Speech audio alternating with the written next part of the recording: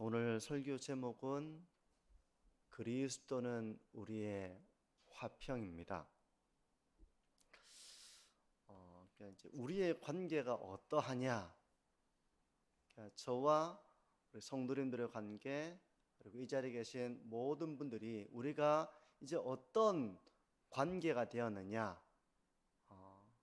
그리스도 안에서 우리의 관계, 우리가 이제 어떤 관계가 되었는가를 생각해 보면서 내가 이런 말씀의 뜻을 따라서 내가 살아가고 있는가, 또 살아왔는가, 앞으로 내가 어떤 신앙의 길을 걸어가야 하는가, 이것을 좀 생각해 보는 저녁이 되면 좋겠습니다.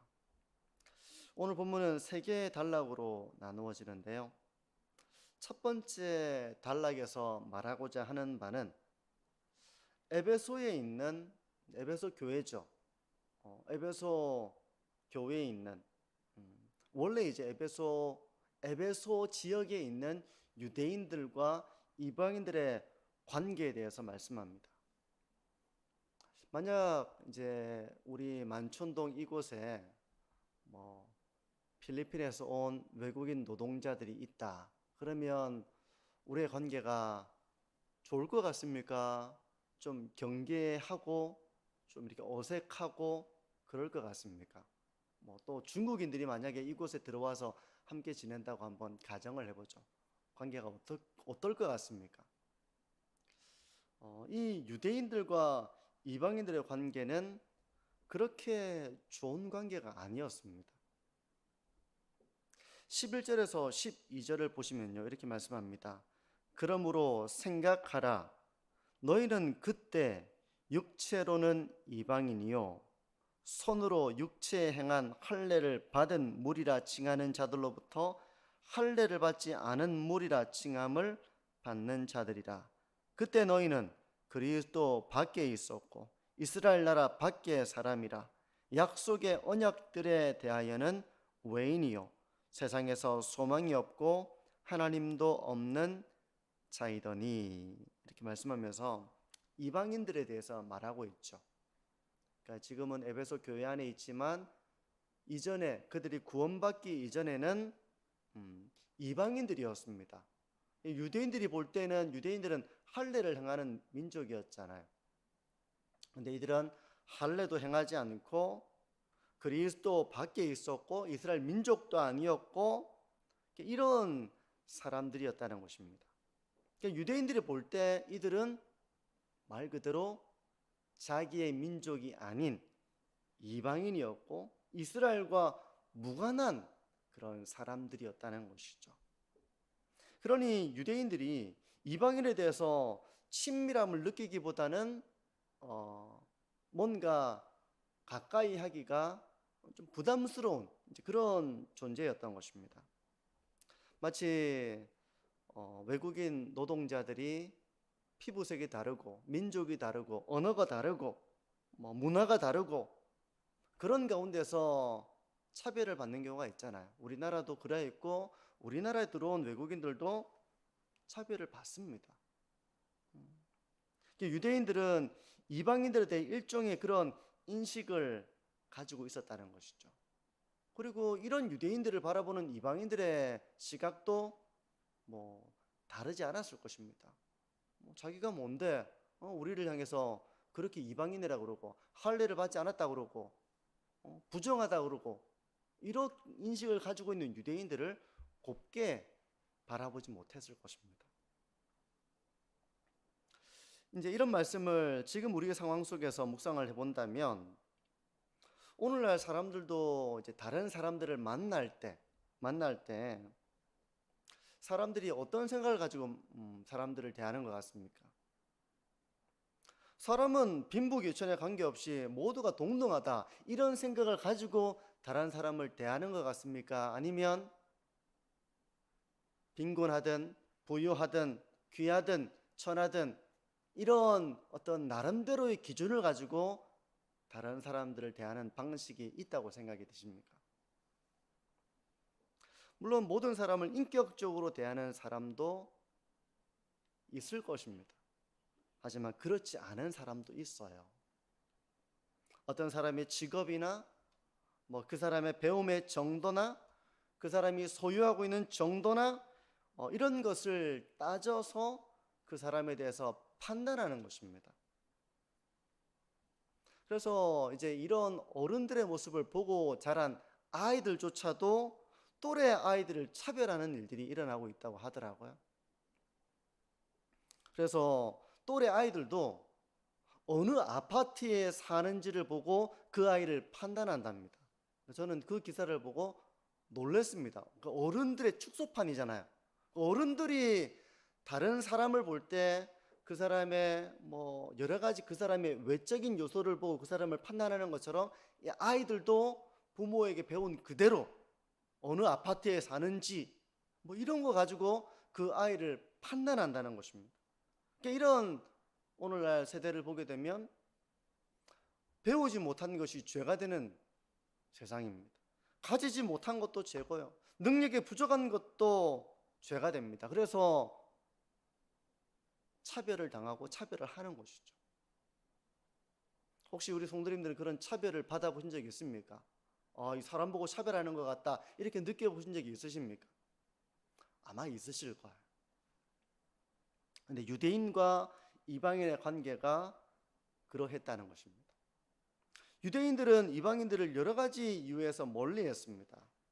그리고 그런 유대인들을 바라보는 이방인 역시 뭐 달갑지는 않았을 거예요.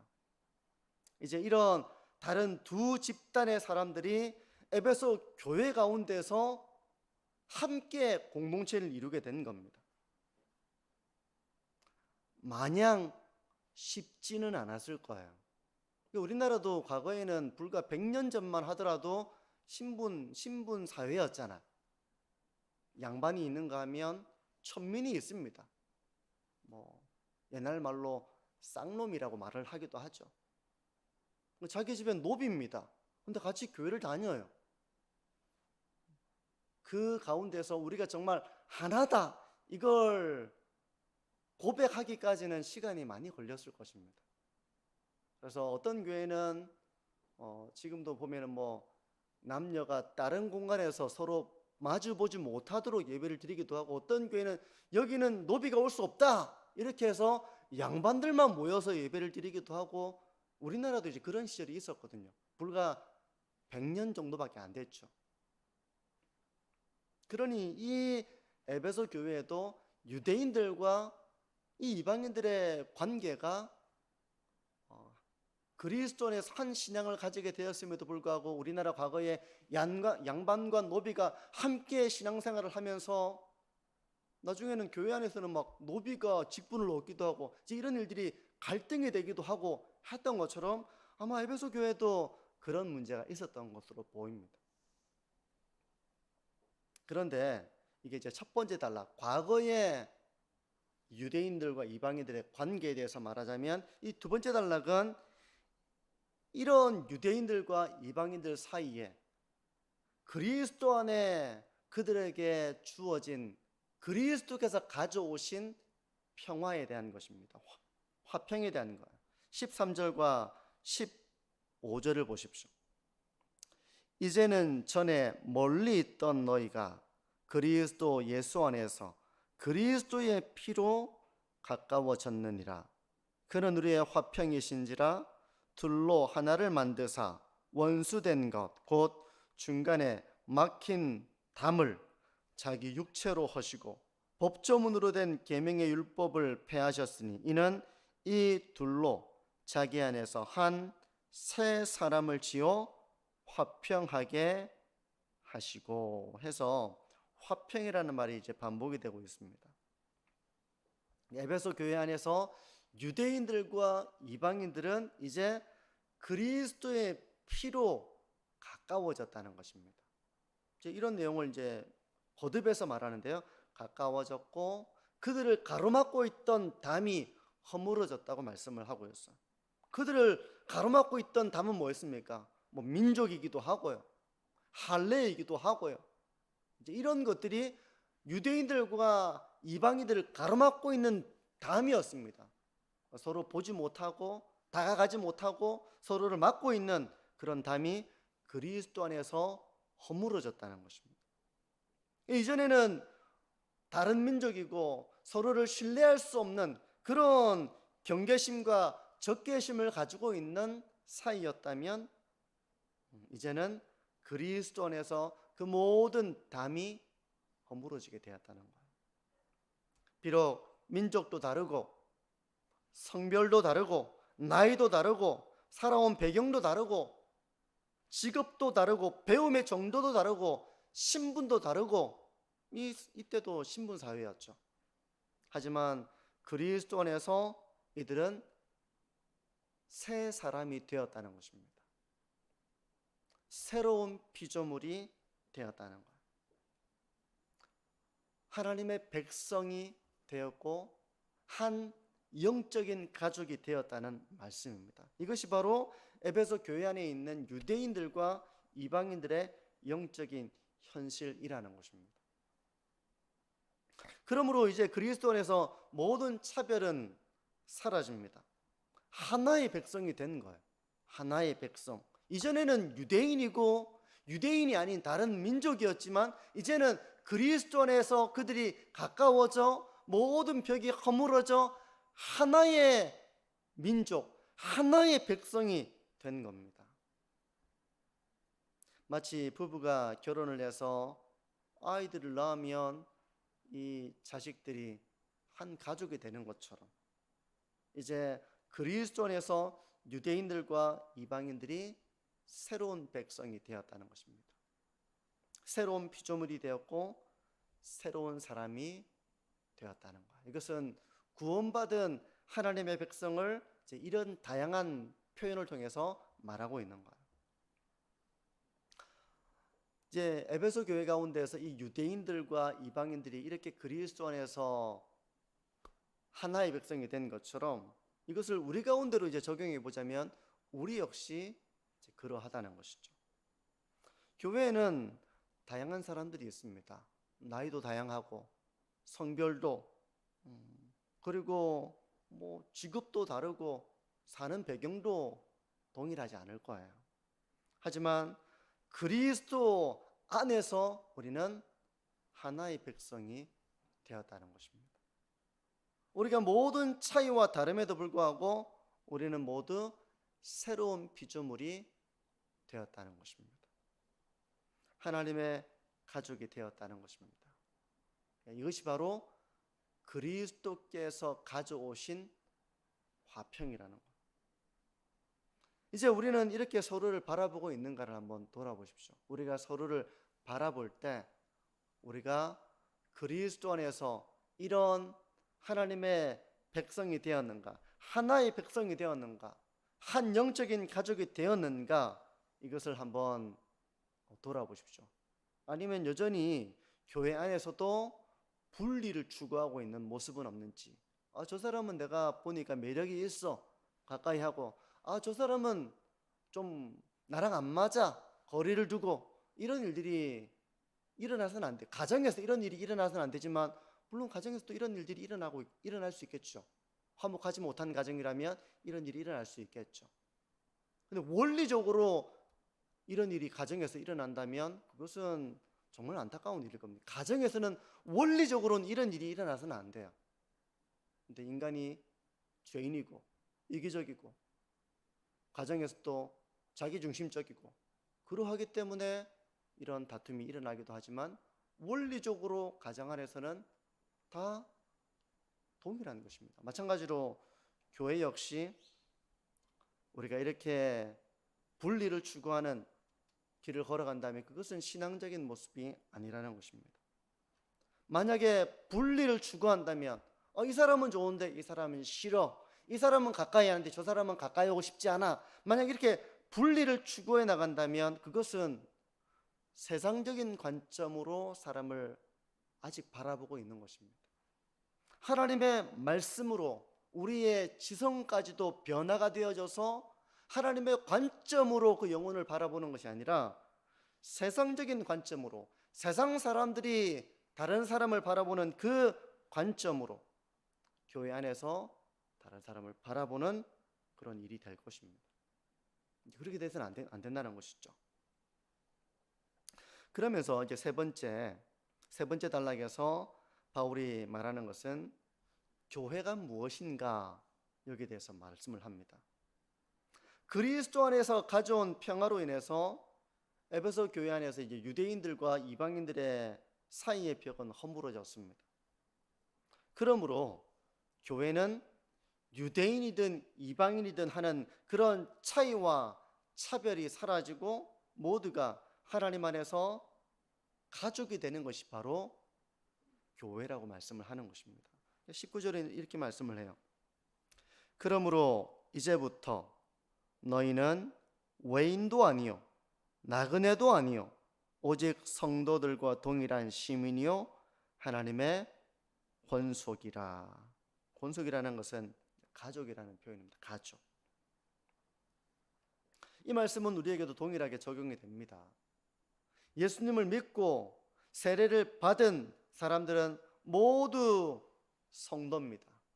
모두 동일한 하나님 나라의 시민입니다. 하나님의 가족이 되는 것입니다. 우리가 어떤 사람이 그리스도인이라는 사실을 알게 될 때 우리가 느끼는 반가움이 있잖아요. 내가 그 사람을 잘 모르지만 그 사람이 그리스도인이라는 이유만으로 우리는 상당히 친밀감을 느낍니다. 마치 외국에서 여행을 해보신 분들은 아실 거예요. 우리나라에서도 마찬가지겠죠. 경상도에 사는데 어느 강원도나 이렇게 경기도나 이렇게 멀리 갔는데, 제주도나 갔는데 대구에서 왔다 그러면 기분이 어떠세요? 되게 친밀감을 느끼잖아요, 그죠? 외국에서 그 넓은 세계에서 한국 사람을 만나면 되게 반갑거든요. 그런 것처럼 그리스도인은 이제 동일한 하나님 나라의 시민이라는 것입니다. 우리는 그렇게 믿음의 사람을 생각해요. 한 가족으로 여기는 마음이 있는 것입니다. 바울은 이제 이런 에베소 교회를 하나의 건물에 비유합니다. 하나의 건물을 떠받치고 있는 그 모든 요소들이 교회라는 것입니다. 20절에서 22절을 보십시오. 너희는 사도들과 선지자들의 터 위에 세우심을 입은 자라. 그리스도 예수께서 친히 모퉁이 돌이 되셨느니라. 그의 안에서 건물마다 서로 연결하여 주 안에서 성전이 되어가고 너희도 성령 안에서 하나님이 거하실 처소가 되기 위하여 그리스도 예수 안에서 함께 지어져 가느니라. 좀 아마 이 무슨 말씀인가 이렇게 좀 갸우뚱할 수도 있어요. 이제 너희는 에베소 교회를 말하는 것이죠. 에베소 교회는 터 위에 세워져 있다는 것입니다. 우리가 이제 건물을 지으려면 터를 견고하게 하고 이제 그 위에 집을 세우잖아요. 마찬가지로 교회는 사도들과 선지자들의 터 위에 세워져 있다는 겁니다. 사도들이 가르치고 선지자가 예언했던 그 복음의 터 위, 예수 그리스도의 복음의 터 위에 세워져 있다는 것입니다. 교회가. 그래서 교회가 하나의 건물인 거예요. 예수님은 모퉁이 돌이고 예수 그리스도를 기초석으로 두고 그 위에 세워져 있는 것이 바로 교회라는 것입니다. 교회는 성도들의 연합체인 것입니다. 건물이 하나인 것처럼 건물에 있는 벽돌과 구조와 이 모든 것이 하나의 건물인 것처럼 우리 개개인의 사람들이 함께 그런 건물에 비유할 수 있다는 것입니다. 교회는 성전으로서 하나님의 거하시기에 합당한 처소가 되어야 합니다. 그러니까 집에 사람이 거하는 것처럼 교회는 바로 성령이 거하시는 전으로서 우리가 하나님이 거하실 처소답게 우리가 지어져 가야 한다는 것입니다. 무슨 의미겠습니까? 하나가 되어야 하고 분리와 분쟁의 길을 걸어가는 것이 아니라 도리어 그럴 때가 있겠죠. 분리와 분쟁이 일어날 때에도 제가 좀 실수를 했어요. 잘못했습니다. 제가 참 무례했죠. 제 말 때문에 마음이 상하셨죠. 제가 참 부족합니다. 이렇게 용서를 빌고 그럴 수도 있죠. 용서해주고 연약한 사람을 보면 긍휼히 여겨주고 그리고 긍휼히 여김을 받고 이렇게 하면서 하나의 건물로 지어져 가는 것이 바로 교회라는 것입니다. 원리적으로 교회는 하나이고 한 가족이고 하나님이 거하시는 처소라는 것이죠. 이게 바로 교회라는 것입니다. 지금 이런 이야기를 하는 배경에는 뭐가 있겠습니까? 왜 이런 이야기를 하겠습니까? 바울이 에베소 교회 성도들에게 이런 내용을 편지로 써서 보는 이유가 뭐겠습니까? 뭘 것 같습니까? 그건 바로 에베소 교회 가운데 있는 분쟁, 갈등, 다툼 이런 문제가 에베소 교회에 있었기 때문에 바울은 이제 그에 대한 영적인 처방으로서 지금 이런 내용을 편지로 써서 보내고 있는 거예요. 원리적으로는 한 몸이지만 가정도 그렇잖아요. 자식이 아프면 부모는 어떻습니까? 똑같이 아픕니다. 차라리 내가 아파주고 싶다. 그 기분을 아마 다 아실 거예요. 왜 그렇습니까? 하나이기 때문에 그래요. 한 몸이기 때문에 그렇습니다. 교회가 그런 겁니다. 우리는 그리스도 안에서 모두 한 새 사람이 되었다. 새로운 피조물이 되었다. 하나님의 백성이 되었다. 하나님의 가족이 되었다. 그렇게 말씀을 하고 있습니다. 그러니 예수님은 우리의 화평이에요. 우리 사이에 막혀있던 담을 허셨습니다. 그리스도를 믿는다는 이유만으로 우리는 그 사람에 대해서 무장이 해제되고 친밀감을 느끼고 이제 그렇게 되는 것처럼 그리스도께서 우리 가운데 있는 막힌 담을 허셨습니다. 한 가족이 된 거예요.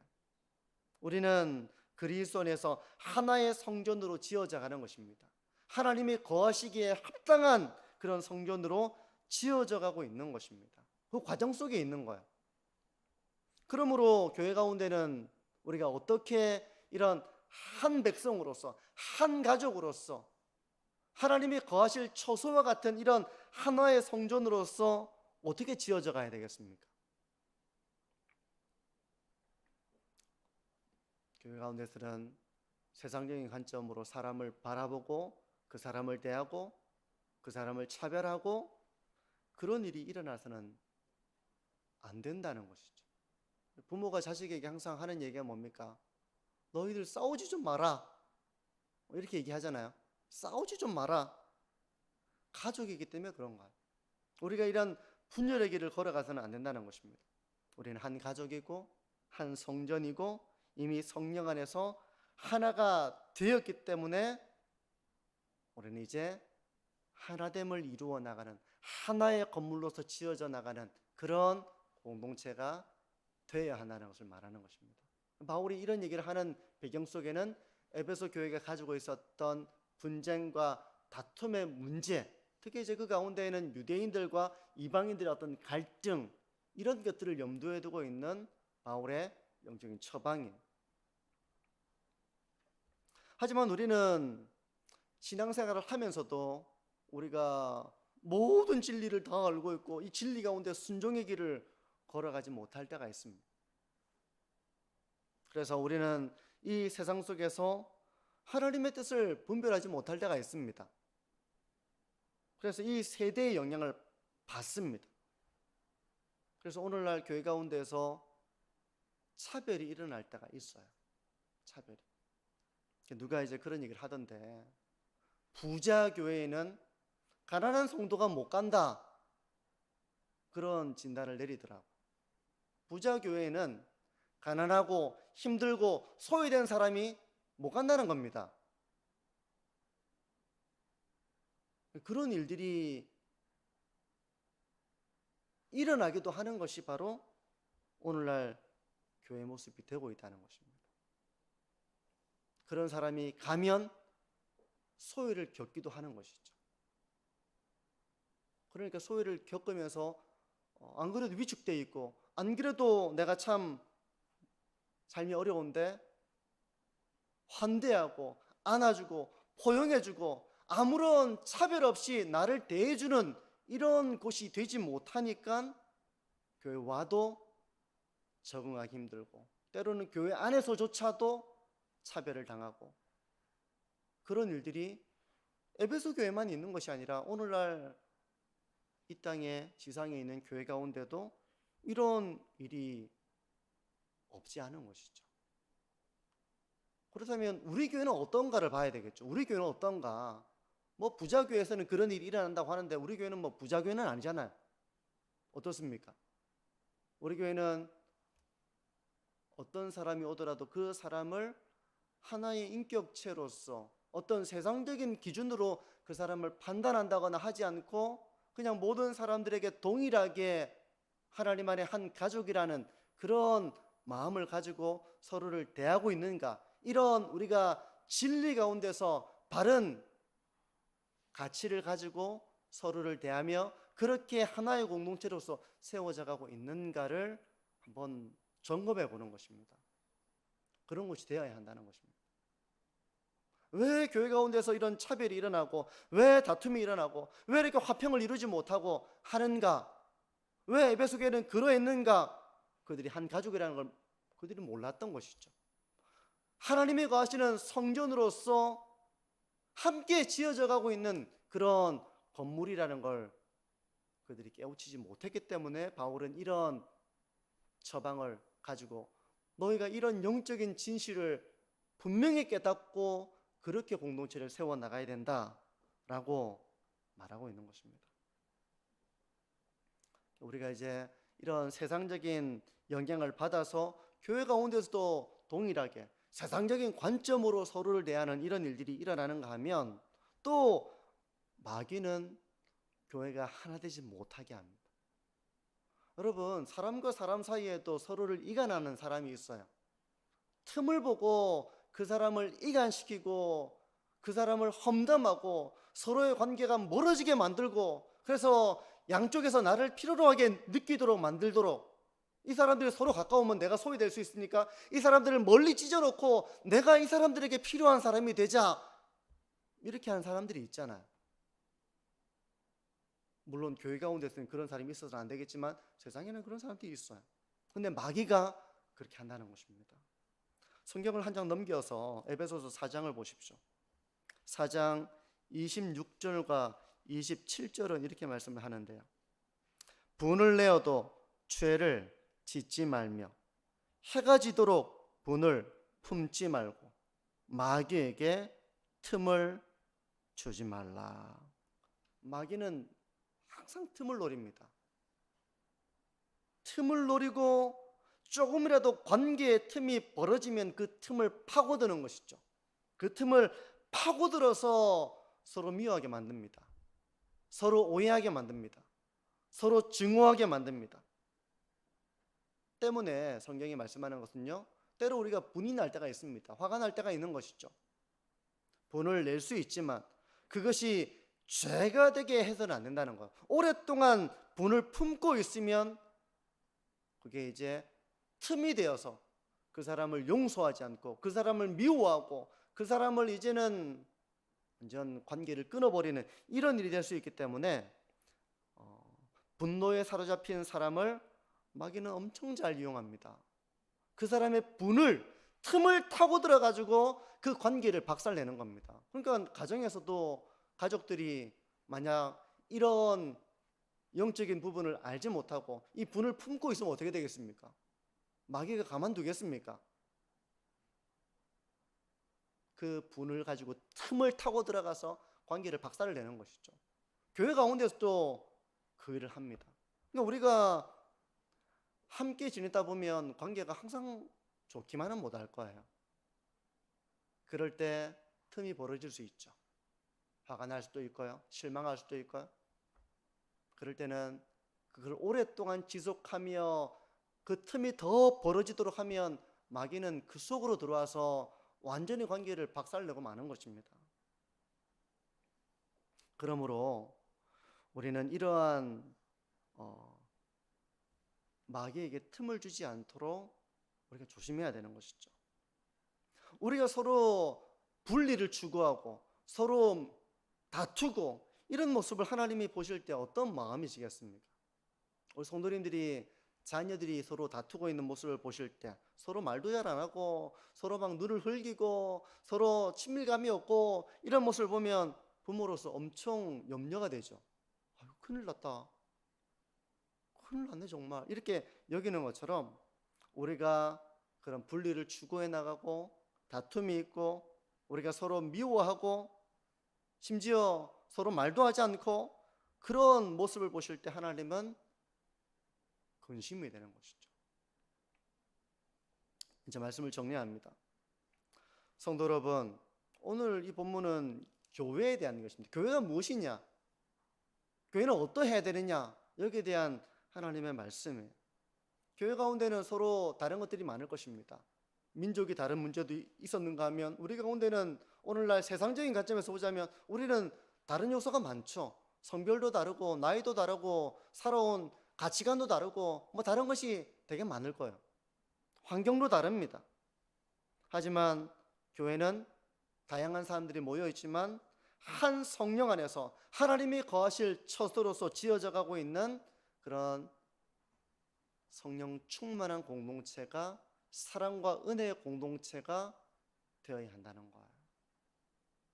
우리가 한 가족임을 고백할 뿐만 아니라 그 고백에 합당하게 서로를 대하는 이 훈련이 우리 교회 가운데 이루어져서 말과 입으로만의 사랑이 아니라 그런 구호가 아니라 조금씩 서로가 다가가고 신뢰를 확인하고 그런 열매가 생겨나고 하는 그런 공동체를 우리가 세워나가야 한다는 것입니다. 그리스도 안에서 교회는 세상의 모든 차이와 차별이 사라져야 되고 그리스도 안에서 우리의 관계가 화평을 이루어 나가는 공동체가 되어야 하는 것입니다. 어떤 교회는 정치적인 입장이 달라가지고 그리스도 안에 있으면서도 서로 나누어져서 말도 안 하는 그런 교회가 있고, 어떤 교회는 사상과 어떤 입장의 차이 때문에 한 그리스도 안에 모여 있지만 서로를 옳지 못한 사람이라고 여기면서 담을 쌓아놓고 있는 그런 관계도 있습니다. 어떤 교회는 배움이 많아가지고 자기처럼 배우지 못한 사람들은 자기의 공동체로 들어오는 것을 별로 반기지 않는 그런 교회도 있습니다. 근데 그런 것이 많으면 많을수록 그런 곳은 복음의 능력이 바르게 세워질 수가 없죠. 그 모든 것들은 아무런 힘을 발휘하지 못하고 그 모든 다름에도 불구하고 그리스도 안에서 화평을 이루어 나가는 교회, 그런 교회가 바로 사도들과 선지자들이 가르쳤던 그 예수 그리스도의 복음 위에 든든하게 서가는 교회의 모습일 것입니다. 성도 여러분, 우리 한국 사회는 장유유서 이런 문화가 좀 깊다 보니까 이런 나이가 많은 사람과 나이가 적은 사람이 함께 어울리는 것이 좀 어려운 것 같아요. 안 그렇습니까? 저는 외국을 여행하면서 제가 경험한 바는 나이가 전혀 문제가 되지 않더라고요. 나이가 전혀 문제가 되지 않고 그냥 인격과 인격으로 만나서 어울리고 교제하는 것에 전혀 어려움이 없는데 우리나라는 아직까지도 이제 그런 게 많이 어려운 것 같아요. 저는 우리 어른들이 우리 아이들에게 눈높이에 맞춰서 아이들을 차례게 보듬어 줄 수 있다면 그 교회는 정말 그리스도 안에서 화평을 이루어가는 그런 교회 모습이 아니겠나, 그런 생각이 들고요. 우리의 많은 다름들이 있지만 그럼에도 불구하고 그리스도 안에서 하나됨을 이루어 나가려고 하는 그런 헌신, 그런 노력, 그런 은혜로 하나님이 기뻐하시는 그런 복음의 공동체를 잘 세워나가는 우리 만천중앙교회가 되어지기를 바랍니다. 우리 기도하겠습니다.